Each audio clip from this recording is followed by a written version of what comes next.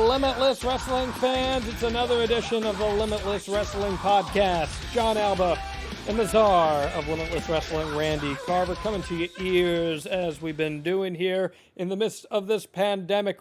Randy, you're joining me from a very quiet and serene dojo right now.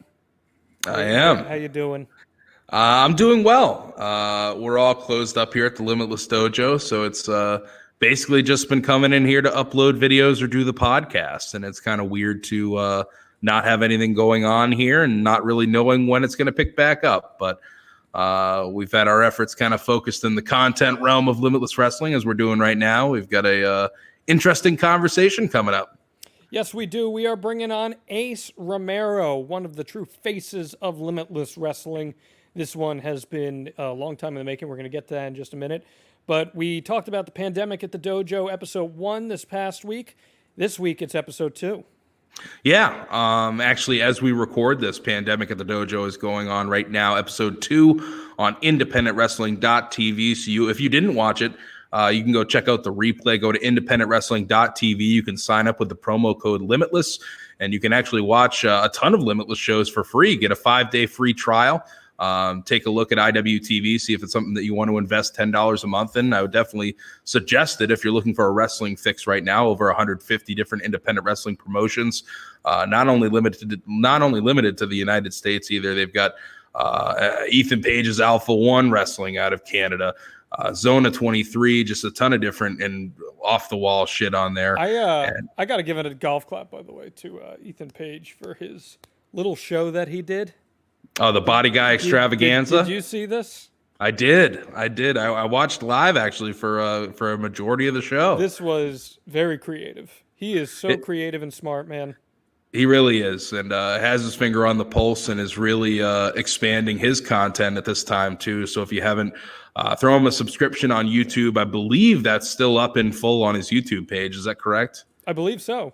Yeah, so you can check out the Body Guy Extravaganza, the show that didn't happen but happened, and it was a really fun watch. And kudos to him on a great idea and bringing that to the people in a time like this. But if you going back to Pandemic at the Dojo, if you don't want to sign up for IWTV, don't fret.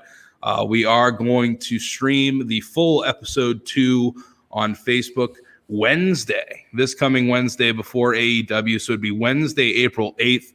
At 7 p.m., facebook.com/Limitless Wrestling. So that'll be up in full. And then everything from this episode coming to youtube.com/Limitless Wrestling this coming week. What'd you make of WrestleMania, Randy? So I am not completely through it yet. I watched night 1 live. A huge fan of the Boneyard match. I think it's one of the coolest WrestleMania moments in my history of watching. And I'm just about halfway through night 2 yet. I really wanted to try to watch everything in order if I could. I did kind of sneak a peek at the Firefly Funhouse match, but I'm not through it yet. So I haven't yet fully watched WrestleMania, but night 1, fun under the circumstances. And the Boneyard match, I think, was iconic. I think some people are going to disagree, but I really think they made the best of a bad situation. And it's kind of one of those things where it's like, really proving that pro wrestling can be anything. Yeah, 100%. And you can. Would you ever have interest in doing something like that? Not a Boneyard match per se, but maybe taking Limitless Wrestling outside of the 4 sides of the ring and doing something creative like that down the line? I'd certainly be interested. I just know in the back of my head how much that is in production costs to make it look like it should. I would never want to half-ass something like that, because I think that's the problem with pieces that are put together like that, where if it's half-assed or it doesn't make sense at any point, it's really going to turn off the viewer from what they're watching. So I think it has to be done right. And I think in this case it was done right, but it just takes a lot of money, a lot of resources to kind of make that happen, in my opinion. So I don't know if that's something in the realm of possibilities. When The Undertaker wrote out to Now That We're Dead by Metallica, I knew we were in for a good I was into it. Some people were pissed off, but I was into that. Taker looked more badass than he's looked in a really long time. Yeah, 100%. It was a very, very cool outing for Taker. AJ Styles is just so freaking good at what he does. we hear how he's just this ring technician, this general, but then he goes out there. He's got his soccer mom haircut, and he's just trying to get under your skin. Oh, he was so great. He was so great. And you know what? Luke Gallows and Carl Anderson main evented WrestleMania by Hell yeah, they did. So that's a win for me. The Good Brothers are good brothers. But we got a good brother of our own on the podcast this week. It is Ace Romero. Randy and I taped a real nice conversation with AC, and I think you guys are really going to like this. Why was it important for you to get Ace on the show again? Well, it's been a while, and a lot has happened in the 2 years that we haven't had him on the podcast. And we have a kind of a unique opportunity in the podcast right now where we don't have a ton of things going on in the world of Limitless Wrestling right now. So we can kind of take time to reflect and talk to some of the members of the Limitless Wrestling roster. Ace Romero, someone who's been here since day one. So he's literally seen all the happenings throughout Limitless Wrestling's history. So he's just it's going to be a fun conversation to kind of hear just about everything that's changed in his life, personally and professionally over the past couple of years as it pertains to Limitless and as it pertains to what he's been doing outside of Limitless. No doubt. So without further ado, we present to you Ace Romero. So joining us now at this time, he is one of the most dynamic performers in all of pro wrestling today. If I had a vote for the Mount Rushmore of Limitless Wrestling, he'd be right on there. None other than Ace Romero. AC, how you doing, man? Good, man. Thanks for having me. I appreciate it. I mean, first off, I guess we got to ask, everyone healthy that you know? Everyone doing okay in that sense? Yeah, man. This is a crazy world we're living in right now. It's nuts right now. It's obviously affected everybody. It's affected you. How's shit going as you rattle around your dip container over there? No, everything's going, I guess. I feel like a lot of people are doing the same thing. They're just sitting and waiting, and that's what I've been doing. Yeah, that's kind of all you can do at this point. How are you staying active out there, man? Because I've been wondering that, if people aren't having places to get their reps in, if they're not able to get to the gym to train, how are you staying in your mindset? Man, I've been going for walks, and I've actually one of the Rascals, Zachary Wentz, lives in my neighborhood, so we'll work out here from time to time together and stuff. But dude, I can't lie to you. It's hard to get like cabin fever, man. Honestly. Yeah, it's got to be weird to be like locked up at this point when before. I mean, you were pretty active every single weekend, if I'm not mistaken. You had a ton of Impact dates lined up, and just kind of shit's all gone away super quick. And it's just a really weird point. We had something that we never spoke about on here, but you were actually going to be on the Limitless card in early March, the Cause for Alarm card. We didn't announce anything for it. You were going to be a surprise to the audience and to your mom. We didn't tell her either, so I was real bummed when everything kind of kicked in so as quick as it did. Yeah, I kind of took it as like a joke, like, oh, this is gonna be like Ebola or swine flu, like it's gonna be whatever, and then it'll be over with, and then on to the next thing. But no, I was sadly mistaken, just like everybody else.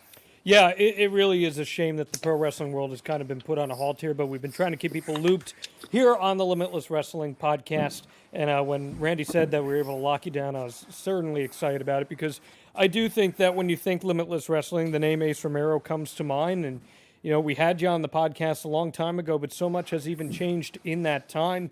And I kind of want to go through some of this stuff with you. And we spoke to some fans. They had some questions for you, and we're going to really dive into that. So I think we can probably hop into the time machine to about the beginning of 2019 or so. And that's where things really start to take a turn for you.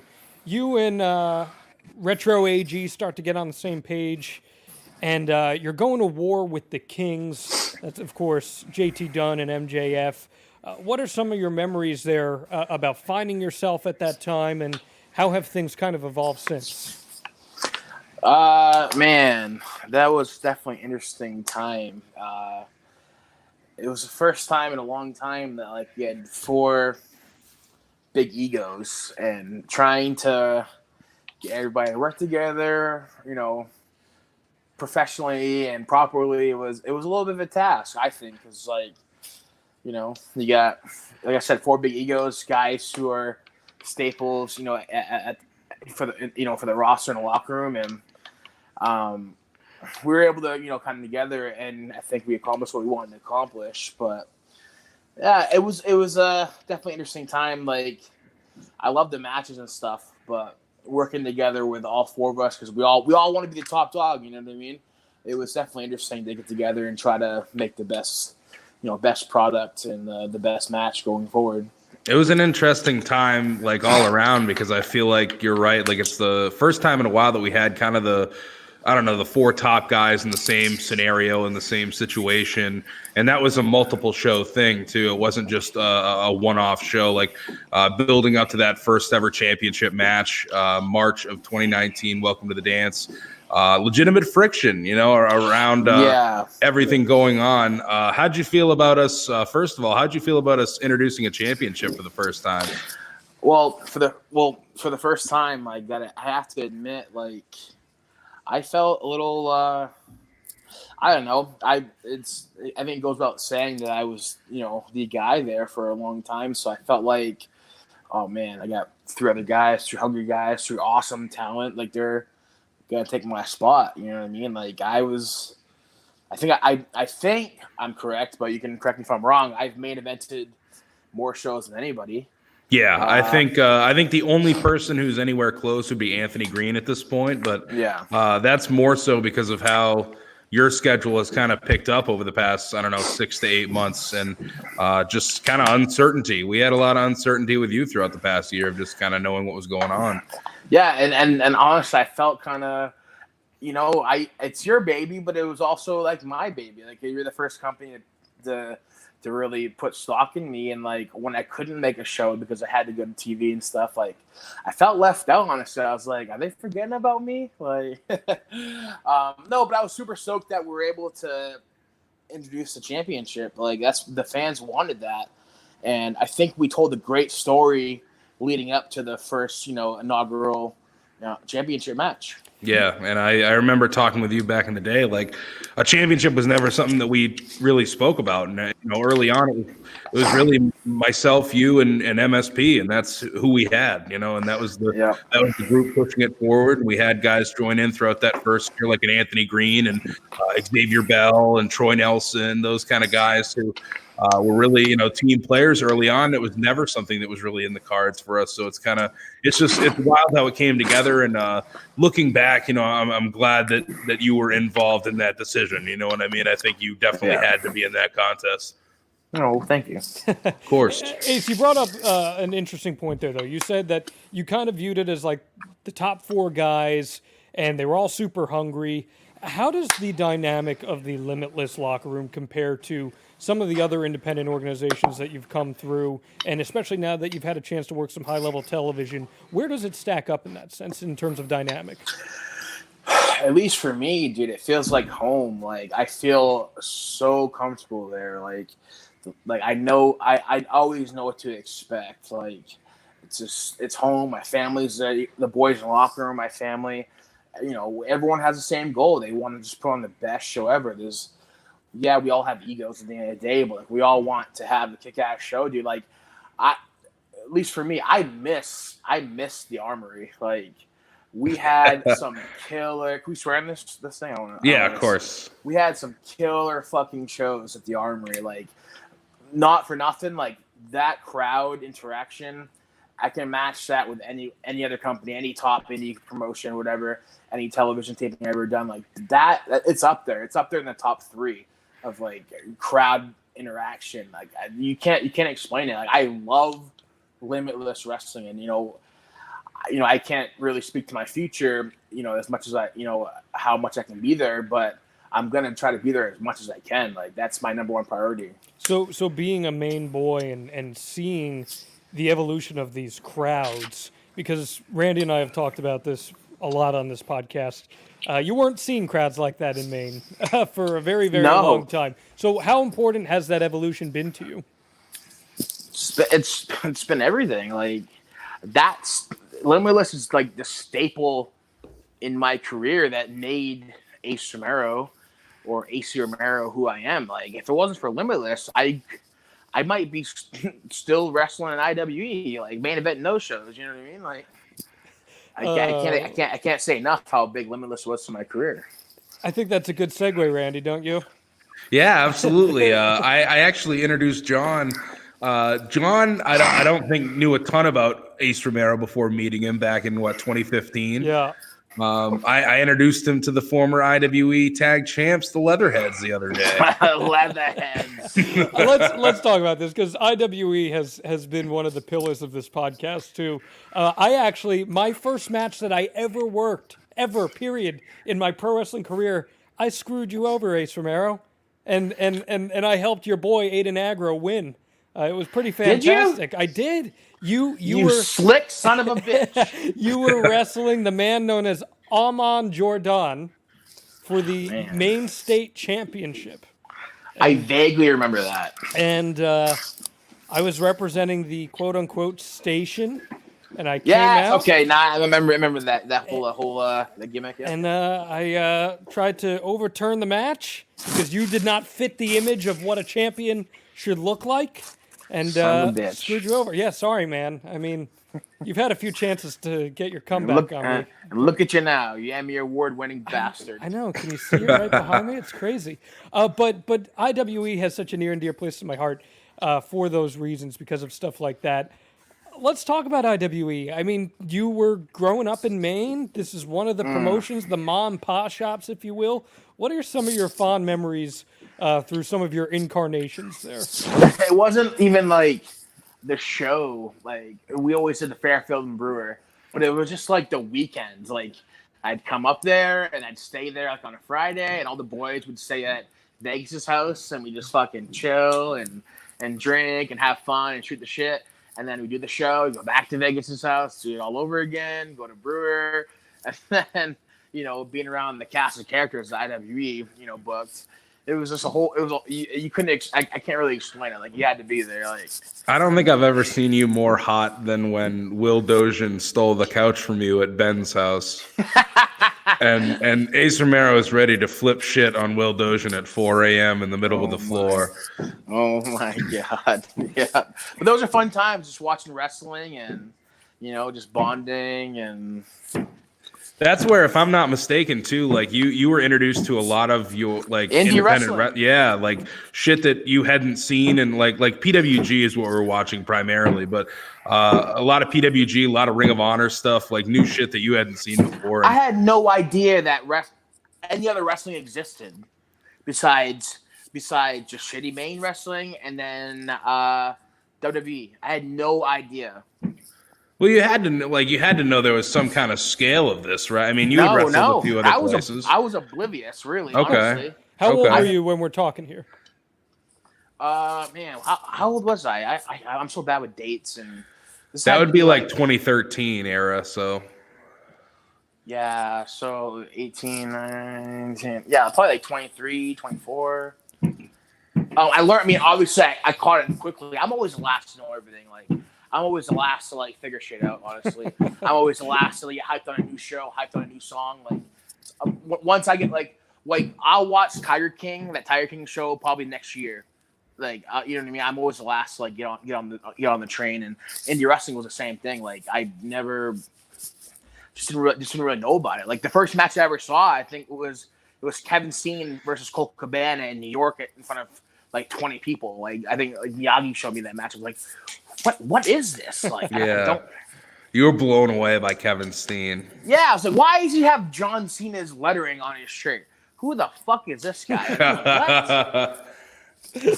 Well, I mean, you just mentioned that those are some of your earliest memories and whatnot, and I know that we've hit on that stuff in the past, but do you feel like going through those trials and tribulations have helped give you the thicker skin that you need today in order to succeed at the level that you have? Yeah, I had, he can remain nameless, but there was somebody up in that locker room, the IW locker room, that told me I would never make it out of Maine. I would never amount to anything. I'd never wrestle anywhere big. I would just be here. And they took it upon themselves to let me know that they're going to wrestle at PWG. They're going to do everything. And They didn't do all that besides just bully me. Like they didn't really amount to shit, for lack of a better phrase. So it's just one of those things. It's like, it feels good to prove people wrong. Yeah, it's such a weird dynamic to like some of the locker rooms like that too, where as long as you're like staying at a certain level, everyone's cool with you, and everything's kosher. But then when you start making moves and start to try to better yourself, I remember like when you had kind of picked up and moved to Rhode Island to go train with Oni People Lorcan. fucking hated me for doing that. People fucking hated him, and I just like that was nearing the end of my time there as well. And I think a couple people ended up following after that, but it was just turned into a really toxic environment once people. Who the fuck does this guy think he is? Yeah, you better than us. Just ridiculous shit because people I think were threatened because they don't want to make that commitment to professional wrestling, and that's fine, but there's no reason to be an asshole. Had I not lost everything time and time again, over and over again, moved around different places, and pretty much did everything at the skin of my, what's the phrase, skin of my teeth, whatever. Yeah. Like had I not done all that shit and had nothing and had furniture that I had to leave behind because I needed to get to the next place and move to the next area where I thought I could advance myself. Had I not done any of that shit, like I would not be where I am today. I would not. And then also doing all that and having the platform of Limitless, like I would not be where I'm at. Like I would just be another one of the bunch, Are you more confident now than ever in the ring, or do you take the approach of, well, there's still something that I can learn every single day, and I need to. Oh my god, I'm a nervous wreck these days, huh? I don't know why. I'm a nervous wreck because, like, especially at TV now, like, man, I feel like I'm relearning everything from the start. Like, have you done much TV yet? Like, I don't think you've done a ton of stuff that's like very formatted television yet, have you? Yeah. I'm just now. I started in October, so yeah. I signed in October. I did Bound for Glory as my debut, and then I've done probably now maybe like 5 or 6 TV since then. Okay. February was a little heavy, but I feel like I'm relearning a lot of shit. Like, I have a weird question as it pertains to like specific Impact stuff. Sure. You do these TVs, and I assume it's like it's a couple day stint. That's a couple tapings in a row. Yeah. Are these Impact Plus shows that you're doing extra for them? Are those formatted the same ways that like a TV taping are, or are those more like actual shows? It's less. I guess you would say it's less pressure. Okay. But like it's still very TV formatted. Mm-hmm. Like we'll do like specials, once in a while that are just for Impact Plus or the Twitch shows. Interesting. But man, TV. I'll tell you a story. Funny story. My first time doing TV, we're in New York, and I did Bound for Glory. I'm like, everything's awesome. I'm like, fucking everybody's put me over. I'm taking crazy bumps. Yes, the crazy ladder match. Christ. Yeah, do all that shit. I'm pretty fucked up, but everyone's put me over, so it was worth it. Go to TV in New York. Like we have to in New York to have commission, and you got to see a doctor and get checked out before you wrestle. Well, there's so much shit going on that day because the TV is nuts that I didn't see the doctor. I forgot about I couldn't find the doctor. Like I had to call a match with, I had to go over a match with Moose and stuff, and I won't say who, but I had an agent screaming at me, about not seeing the doctor before my match, and I'm about to go on. I'm literally my music's playing. I'm getting fucking reamed out because my fuck up, my mistake. I'm like, oh fuck, dude, this is not good. But that was my first experience. I was getting yelled at because of making stupid mistakes. Right as my music's playing, and I'm like, "What the fuck? What were you thinking? You need to fucking see the doctor." Luckily everything worked out. It was fine. I saw the doctor afterwards. It was cool. Everything's good. But yeah, TV's its own animal. Yeah, and I want to talk about a lot of that stuff because even before we talk about Impact, it predates that, and you really got some of your first big widespread exposure with MLW, and that kind of came off the heels of that run of great Limitless matches that we were talking about, where you're in the heat of the main event there. How did your relationship with MLW come about? It just kind of came about kind of organically. I had friends that worked there, and they're running in Chicago, and Chicago's like 5 hours from my house in Dayton. So they're like, "Oh, just come up. We'll book you for this show," and then we'll kind of like a tryout. I wrestled Marco Stunt. He was just coming up for the show as well. We fucking killed it. I'm like, "Oh, call us on Monday. We'll talk about possibly bringing you on full time." It was fun while it lasted, but in the end, we didn't really see eye to eye on certain things. But it was definitely their TV was different from Impact TV. It almost felt like an indie still. Like it wasn't as like formatted. Like you have to do this. We have a schedule for this, and that. It was definitely different from Impact. A lot looser of a schedule. They also did pre-tapes early, which I think probably helped the process a lot. And that Marco match, if I'm not mistaken, that kind of blew up a little bit in itself as well, right? Oh yeah, dude. Like, kudos to Marco because he took some brutal shit in that match, and we also he continues to take brutal stuff every single match. Yeah, he does. And then we did the code right off the top with him, and this crowd went nuts for it. We actually got to work in Iowa. We Pro Wrestling Revolver. They booked the same match. Me versus Marco. We tore it up again because it's such a size difference, such a contrast of characters and everything else, and the crowd ate it up. I love the fucking mismatch dynamic. Like we've done that with you a couple times in Limitless. And how do you what do you like going into a matchup? Are you like a hoss fight guy, or do you like the mismatch? Do you like a regularly sized competitor? Is there any preference? I like the mismatch because the story is so easy now. Like now we just gotta tell, I'm bigger than you, and you're a high flyer or you're smaller. I like those matches. The only thing Hoss match means to me is that I'm gonna get stiffed. I loved. I watched it recently. I loved you and Darby from No Control 2018. Yeah, I love even like AR Fox. I wrestled him a million times now. Yeah. He likes to wrestle bigger guys. He doesn't like to. He told me he doesn't like to wrestle high flyers. He'll do it. And it'll be amazing. But he likes that contrast of big guy. Like I like that too because now I'm kind of playing defense the entire time, and I can plug in my shit, and we can create cool moments and create the story that way. I prefer that more than having like I said, big guy. It's great, but it's I prefer like the smaller guy, big guy scenario. Sure, and you had a chance to kind of figure out all these different dynamics during your time in MLW. You only wrestled around 9 matches or so for them. What did you learn during that time? What did I learn? I learned that I don't like to be told what to do. And that's not necessarily a dig per se, but like why is that something that you realized right away was just something that it's just like if you're an indie wrestler, you have your own freedom. Obviously you have like the boundaries that the promoter sets for the show and your match, but usually it's like just go out there and kill it.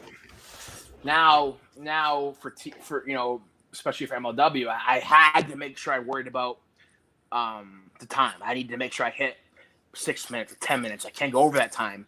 I have to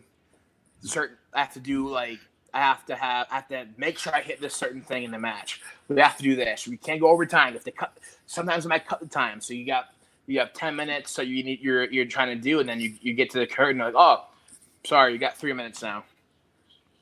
Okay. Indie show, you don't have that on indie show. You have the freedom to kind of do whatever you want. And on indie shows, I kind of feel like as long as you kill it, no one's gonna give you much shit. But is that something that you consciously think about now as you try to go higher and higher with your game? Yeah, it's much harder. Once the higher you get, like when I wrestled Sammy at Portland, I believe it was. It was at the Portland Club. Yeah, hybrid moments. You gave us 10 minutes, right? And we're right in the middle, and I got Sammy in the quote unquote rest hold, and Tony goes, "You guys got to go home. We're at 10." I said, "We're going overtime." That match went about 20. Yeah. I said, "Sorry, we're going overtime." Sometimes like I've definitely learned like throughout the years how to structure a card with giving some cushion to some matches to have, sometimes a match is going to feel it and they're going to go longer. And sometimes that is the best case scenario. Obviously, sometimes people do need to be corralled in, and we do have, a good refereeing crew to do so. But that's one of those scenarios where I don't think it was a bad thing whatsoever because the crowd was extremely invested. Some people would call it selfish, but, it's like I said, Limitless is my home, so, like, I almost feel like I can do no wrong. It's also, it's also different because we're not looking to present like a tight television product. We're not, and usually if we did have a card that was structured to be like everything on time, usually it's made known ahead of time. But we do have some of those shows where it's kind of extremely flexible in the time department. Yeah, like if I was at TV and I looked at the referee and he's like, "You guys gotta go home. You get 1 minute left," and I was like, "Oh, we're going overtime." Like I would get fucking chewed out. I'd probably get fired. Well, and ultimately, when it comes to like an independent performance, like you just said, like you're going over, that you are there to perform for those fans, and if those fans are digging everything that you're doing, you have a service to deliver to them at the end of the day. Yeah, I got a good. I think I got a good ability of reading the crowd. Like I know, I like. You can go out there and call X, Y, and Z, but like you kind of like you gotta read. You have to be able to read the crowd. You have to feel how they're moving and interacting with your match. You know what I mean? Like I knew that if we went another 10 minutes, they'd be fine because I knew we were gonna fucking murder it. Like. It's one of those things like and sometimes you go out, you're gonna call XYZ and you go out there and they're not really digging what you're doing, so you gotta change it up. You gotta adapt. Yeah, well, we're talking TV here, and Randy and I discussed this at length last year. One of the genuine, and I mean this wholeheartedly, it's one of the coolest moments for me in my time as a wrestling fan was seeing you pop up in the Double or Nothing Casino Battle Royal. And it's because I know your journey, and for me, obviously, as I said before, you were part of my special moment. And when I saw you pop up on the road to Double or Nothing on Cody's computer and get in there, I mean, that was just so incredible. So how did that all come about, and what was that experience like for you? First of all, thank you. I appreciate you saying that. Of course. It was, I don't know, I felt like, I don't want to downplay myself, but like I felt like maybe I shouldn't be there. Like I was just like, man, you really want me? Cody hit me up and he was like, hey, we want to book you for the Battle Royal.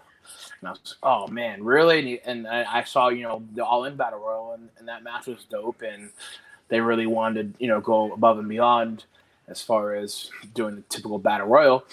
And I'm like, I remember just like getting the message like, hey, you're booked, keep the state open. I was like blown away. I told my roommates, I was right at the time I was living with Jessica Havoc and Sammy, and they were blown away from me. And then all of a sudden just like, well, now let the anxiety officially start.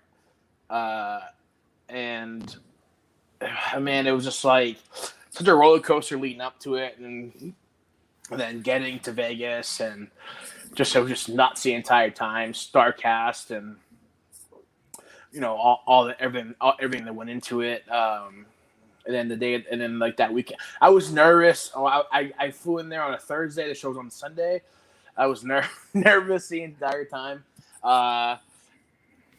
Actually, a funny story. So I wasn't really sure what to wear. Like I was acquaintances with a lot of guys that were booked, but like not everybody was like if AG was there, I would have felt more comfortable.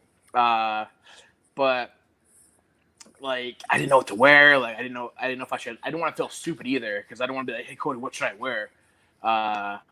So I got a tuxedo, I did all that stuff. I spent like $700. Sorry, a suit, not a suit. Not okay. Suit.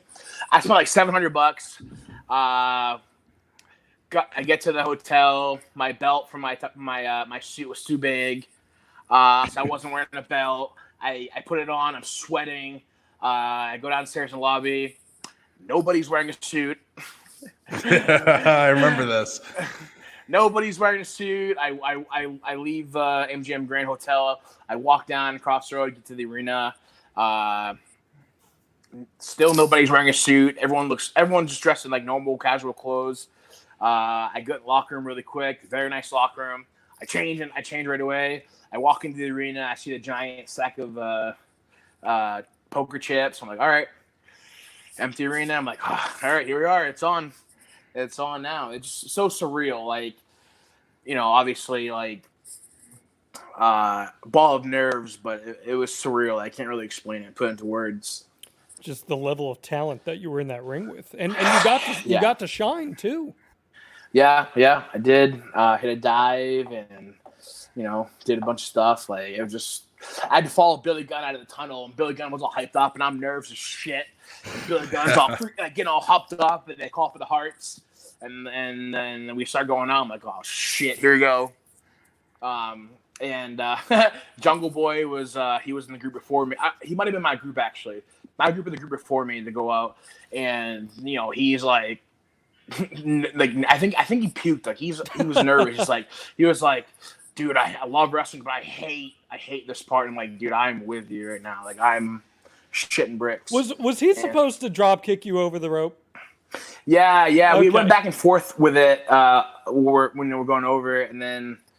He it was. I think it was just a timing thing. I mean, it still looked great, and like him getting to throw you over was a big moment. I mean, it was. Oh yeah. It was good stuff. Yeah. Listen, you never need an excuse to look nice. So going in the suit, man, there's nothing wrong with that. But you have to understand, like, I didn't have a belt, so the pants are too big, and so they're falling down, and hiking them up. Like, it was. That's worst case scenario. It was a whole thing, dude. Like, man, I felt stupid. I'm like, I look stupid right now. I looked in the mirror and my roommate, and I let someone crash my room. Big Bacon, Big Bacon. Yeah, Brad Hollister. Yeah, he was there. So, and first of all, I was blown away that we had our own rooms. Like, the nicest hotel I've ever been in. And he was there in town, and he was there with NEW. So he was like, do you mind if I crash your room? I said, absolutely, no problem. I don't want to be in my room nervous as fuck the entire weekend, so please come in. Like, we chilled together all weekend, and so it was an experience for sure. Randy, what was that like for you seeing Ace on that stage?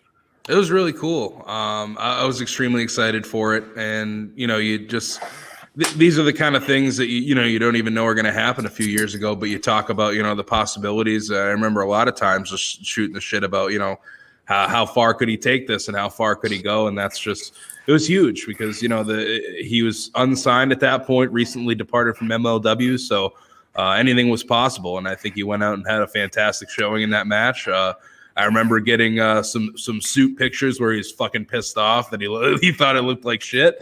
But no, that was a really cool weekend and a really cool moment to see him come down the tunnel. Yeah, my mom was like, they bought the pay-per-view and stuff, but I feel like she only cared about the suit. She's like, you gotta make sure you dry clean it. You gotta make sure you take care of it. Well, $700 suit, she knows. I'm like, oh god, come on, like, I already feel stupid putting this on. I'm sweating, like I can't stop sweating. What condition is that suit in now? Did you take care of it? Yeah. No, I still got it, obviously, but it's definitely could use dry cleaning now. So did that whole turn of events kind of help put you on the radar for Impact? Did AEW say, hey, maybe down the line, this is something we could look into? Yeah, like so we WrestleMania weekend in New York. We had I wrestled for the Wrestling Revolver. And after the match, I remember coming back and I was going to the locker room and I had saw Scott D'Amore, and Scott D'Amore said, "Hey man, you killed it." I met him once before. I met him in New Orleans, and I was with Jess, and I was like, "Hey, I'm Ace Romero. Nice to meet you." And because they're doing their show, I wasn't booked or anything. I was just there to hang out, and I was like, I appreciate you letting me come hang out here. This is awesome. And Jess is like, stop being a kiss ass. And Scott like popped hard. And I'm like, I'm so mortified right now. So I saw him in New York the next year. after the match, and he asked me if I had signed with AEW. I said, no, actually, I had asked for my release with MLW. So now I'm kind of in limbo, waiting to see if they're going to grant it to me, which they did. And he said, well, let me know. Hit me up here in a couple weeks if you figure your stuff out, and let me know. So, I mean, that's pretty great. And now you're in Impact, and you're getting a chance to shine. And obviously, a crazy world right now. But I really look forward to seeing more from you and what you're going to be doing there. Randy, you want to start taking some fan questions here? Yeah, let's kick this thing off. Okay. Well, we got a question from Frankie G, and he wants to know, what are your thoughts on Sammy Guevara? Sammy G, my best friend, one of my good friends. He's killing it. Like, I talk to him pretty regularly. I told him to stop wearing his white kickback cover because they look ugly and they fall down. But other than that, I talk to him all the time. He's killing it, and yeah, I don't know. I got a funny little piece on Sammy Guevara. Before his contract went exclusive with AEW or whatever it is, he actually almost made his Limitless Wrestling debut at Know Your Enemy in September. Really? He was actually almost the opponent for Ace Romero. Oh. Yeah. I wish it would have happened. Man, that would have been great. That would have been something. I mean, it's kind of funny how it turned out with Dan Moff, and it really solidified Dan Moff for his short Limitless run. But then it still worked out great. But that would have been a really fun mismatch to put together. John with the Emmy wants to know. Speaking of Dan Moff, I mean, how cool of a match was that for you to have, and what was that experience like?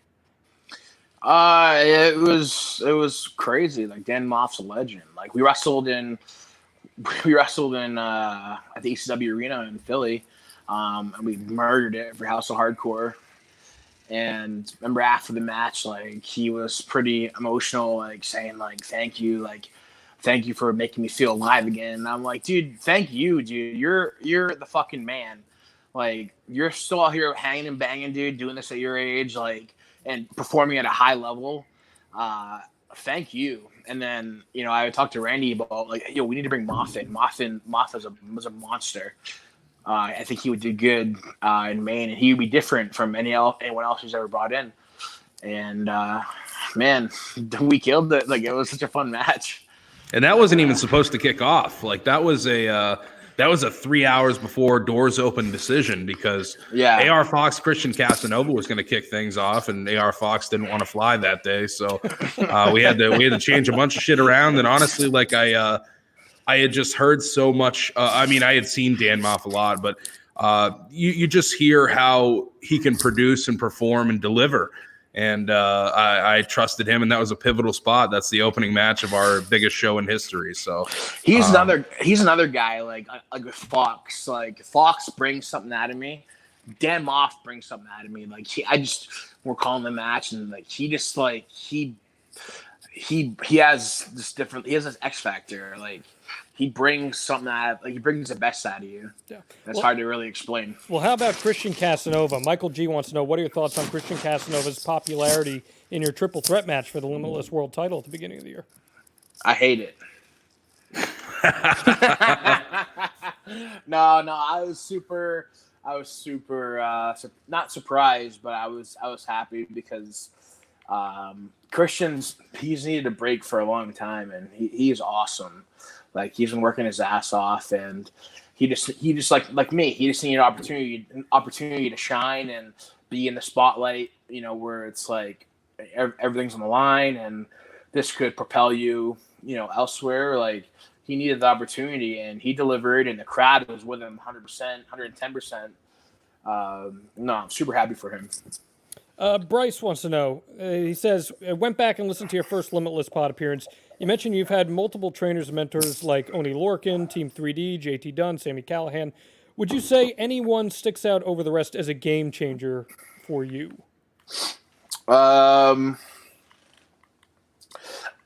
Wardbeard Hansen, also known as Ivar, was my first trainer. Very first, he's the one that taught me how to lock up, broke me in. As far as all those guys, I learned different things from everybody. Like, I can't really pinpoint like who was the best or who I got more out of. That was kind of my thing. Like, I didn't stay put. Like, I see people in Ohio, like guys in Ohio who are really good. If they would just get out and go elsewhere and risk, like, taking the risk. I don't have a family. I have a family, but I don't have a family. So I could still do that tomorrow. I could move to California tomorrow. Like, I got immense knowledge from every one of those guys. But the fact is, you have to be able to be willing to bet on yourself and be willing to go out and get as much knowledge and training from anyone who's credible and different. You need different opinions on shit. Yep. Obviously, lately, Sammy Callahan, he opened his home to me, and I was there for 2 years. Like, I learned a lot from him. Like, he was one of the latest guys. Like, yo, I see good things in you. Like, I'm gonna get you an AEW, and you're gonna kill it. I miss Chicago. I love Chicago. It's just you gotta be willing to bet on yourself. No doubt. That's what you got to do in life. I'm totally with you on that. 207 Stoner 710 asks, thoughts on the death matches you've been a part of? Maybe what was your first one? What was the most recent one? You had that Fans Bring the Weapons match with Fox and Limitless that turned into a death match. Jesus. I 3 million plus views on YouTube. Hey. I remember I will never forget this. I was backstage. It was just me, you, Fox, and Randy, and maybe one other person backstage after the show. And I looked over, and you had a piece of meat just hanging off your arm. And I was like, oh, this is nasty. And what are your thoughts on some of those matches? I remember Randy being mad. That's what I remember the most. Well, I mean, we love the Westbrook Armor. We got a venue we're trying to keep, and for sure. We spoke about how crazy things were going to get pre-match, and I guess we had differing views on that.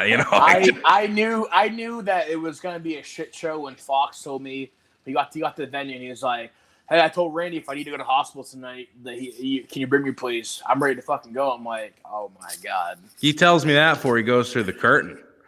Like 2 minutes before he goes through the curtain. So and then he slammed his fucking head off a locker, and I'm like, fuck, like, what have I done? I was like bullshitting too. Like, he asked me if I did light tubes before, and I said, yeah, I didn't. Oh yeah, I didn't light tubes before. Yeah, I'm ready to go. Because I don't want to seem like a bitch. Like, I didn't care. I'll do whatever. That match was nuts. Like, had a couple of things I remember promptly, like Xavier Bell saying, "Don't touch any more glass." She came down to the ring and was like, Randy said, "Don't touch any more glass." I said, "Get the fuck away from the ring."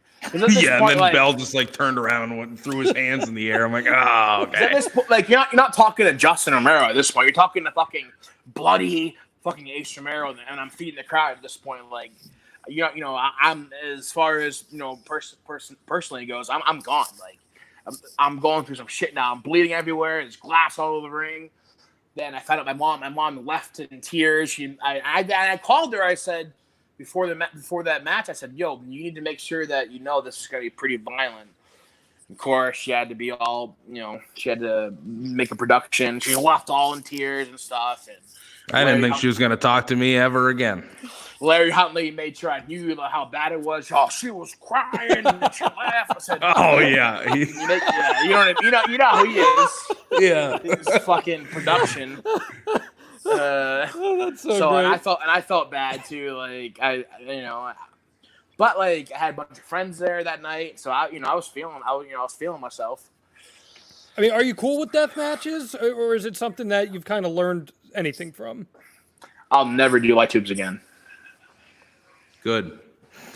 They're fucking, dude. There's just, I mean, I have so much respect for the people who do, but like, there's so much uncertainty with that shit. Like, that's something that we've cut out of any possibility of really having. And I know this may sound mundane, Ace, but can you explain why you would never do light tubes again? Because they hurt. Is it just as simple as that? Is it a risk thing? Is it a?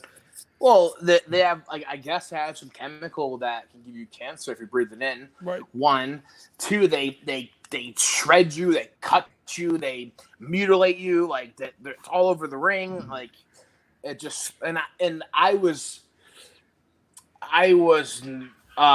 watched Cage of Death, and I saw Drew Gulak.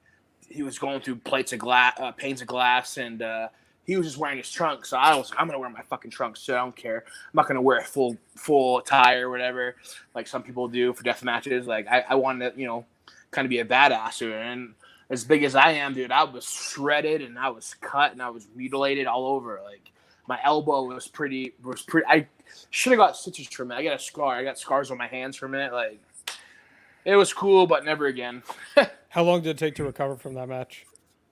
Not long, honestly. The first night was bad. I remember just being itchy. My back was because I had a lot of cuts and stuff. But luckily, I was able to shower. They had a shower there, so which I didn't even think of prior. I was able to shower, so I showered off right away. And I think Vegas was there helping me get glass out of my head and out of my back, my arm, and stuff. Ooh, I got chills just even thinking about that, man. Ugh. Mikey L wants to know, once things get back to normal, what are your goals for 2020? Are things going to get back to normal? That's a great question. Let's hope so. That's the better question, yeah. I like when this shit happened, I went on a really like crazy doomsday kick. Like I started watching them. I watched all 4 of the Purge movies. I watched Independence Day, Independence Day 2. I don't know. It's uncertain. Obviously, I want to get back to doing what I do, but like, who's to say that things will get back to normal? I don't know. I think if things get back to quote unquote normal, the world will be changed. You know what I mean? Like, kids are getting homeschooled now. Like, people can't be in groups of more than 3 or 4 or 5 or whatever it is. You have to be 6 feet apart. Like, this is not going to go away. People are really scared. I was in a subway a couple weeks ago. I got yelled at because I sneezed, and a lady got pissed at me. I was like, I don't have coronavirus, I swear. She's like, how do you know? You know what I mean? Like, it's going to be different, Yeah. I think. Like, I don't anticipate going back to normal day-to-day life. I think there's going to be, if we go back to quote-unquote normal, there's going to be a new standard of things, new protocols, all that stuff. Like, I can imagine, like, even for wrestling, like, people are going to have to probably get checked out regularly, which I should anyways. Right. Like, I think it's going to be a whole new landscape. Yeah. So I don't know. I don't know what my goals are. My goals are to get back to normal, but Yeah. what is normal, and if we are we going to get back to normal? Who knows? Yeah, I totally agree. It's certainly a way to approach it. Gabe wants to know, what's your favorite Limitless match you've competed in? Me versus Anthony Green, with Brian Fury as the referee. I love that match. Yeah, that's one of my favorites, I think, of all time. Just such a fucking good match, and just really hit on an emotional standpoint for anyone who had been following for a certain amount of time. Really, really good stuff. And we had them. Like, people definitely tuned in. Like, people gave a shit. Like, when I would watch it back, at some point in the match, like, we hit this crazy fall scene, including Fury, and Fury goes to count for 2, and then I kick out, and then the crowd just stands up, and everyone stands up and claps. Like, that, I don't know, that was so surreal. Like, It's like art. Yeah, art, exactly. It was nuts. Second favorite would be the surprise Fox match at Portland. Yes. Yeah, that was nuts. I was on commentary for that, and when you pounced him out of the ring, man, it was just just Even that pop though, yeah. I wrestled Dale Hurst right before that, so whatever. And then Anthony Green came out and introduced him. That pop, like, my God, it was nuts. Like, we get in the aisleway and we saw Rock Austin it, like, bang, bang, bang, bang, bang, like, man. It was so great. Totally Give me with you. 10 cups of that, you know what I mean? Yeah. Got 2 more for you. Greg wants to know, what songs are you listening to on repeat right now? What songs I'm listening to replay? Weirdly enough, sounds kind of funny, but I came across Alanis Morissette Unplugged.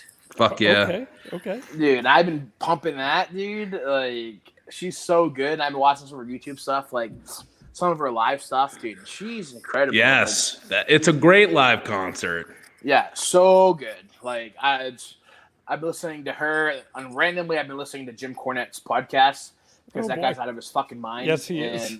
the things he says are so outlandish that it pops me. It's a ride, that's for sure. George Dad. And then Sarah wants to know your favorite non-wrestling program to watch or podcast to listen to.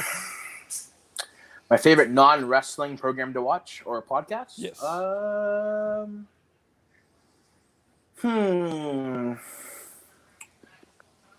What do I usually watch? Well, for podcasts, I only usually listen to wrestling-related podcasts. Sure. That's for one. But as far as shows, I watched there's a show on Netflix called Lock and Key. Okay, I've never seen it, but I think I've seen like people posting about that lately. Yeah, it's really good. It's about this. It's about these kids that move into their old family house and they find all these keys and do certain stuff. It's pretty cool. It's like a thriller. I watched that recently, and I will not watch Tiger King because I don't know. It looks stupid to me. I heard it was amazing though. Did you guys watch that show? Fuck yeah! I have yet to.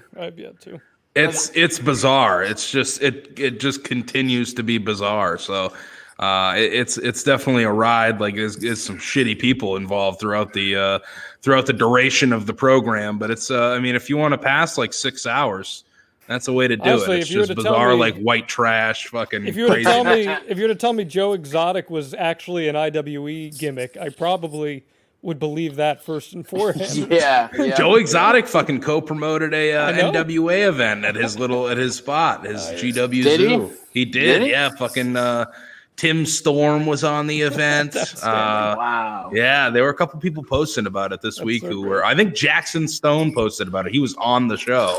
Holy shit, that's great. Yeah. That's so great. Wrapping up here, Ace. What kind of advice you got for anyone who's trying to break into the business right now? You've been in this for longer than a cup of coffee now. You've reached some pretty high levels. What's your biggest piece of advice you got? My advice now is to find a new career. Okay, assuming that we can get back to a quasi-normal life.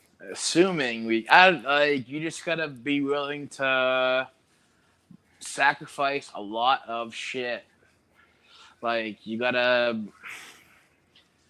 man. I can only think of like all the money I've not wasted, but like I've burned through places, furniture and stuff. Like you gotta be willing to do it all. Like when I was in Florida, living in Kissimmee, like I was training at Team 3D, and like I worked at the gas station that was right near the school, and I'd work there from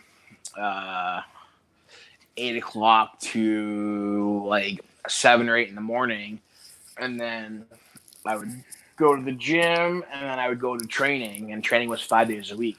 It was a good environment, but man, you just gotta literally give it your all. Like there's no shortcuts into it. Like now guys can get signed like a year or two in or whatever, but those people are like, they're like freaks, they're like prodigies, you know what I mean? Not everyone's gonna have that route, so you gotta be willing to do whatever it takes at the end of the day. No doubt. Randy, anything else you want to add here? Not really. Just thanks for coming on again. We shouldn't wait 2 years again to have you on, again on this podcast. I think it's a fun chat, and depending on how long this goes, we may be calling you up to have you on again soon. Yeah, thank you so much. I feel like my brain, as far as wrestling, has been kind of turned off. So this was a good exercise and a good thing to do, just to talk about wrestling in general. It makes me excited. I have to go to Nashville tonight for Impact. We're doing we got TV tapings Wednesday, Thursday, and Friday. So you're going to tape closed set there? Yep. We got to tape in shifts. It's crazy. What a world we live in. Just absolutely nuts. Well, thank you, Ace. We appreciate your time, and you stay safe out there. Thanks, man. I appreciate it. Great stuff there from Ace Romero, Randy. I really enjoyed chatting with him. I mean it, man. I think he's a very special talent, and sky's the limit for him. I agree. Happy we could get him on this podcast again, and definitely someone I want to speak to not 2 years down the road. We'll have to have him back soon, but real fun conversation there. I actually learned a few things that I didn't know, so I always like when we can do that in an interview. Might have to be going through some PR companies to talk to him in the future, I got a feeling.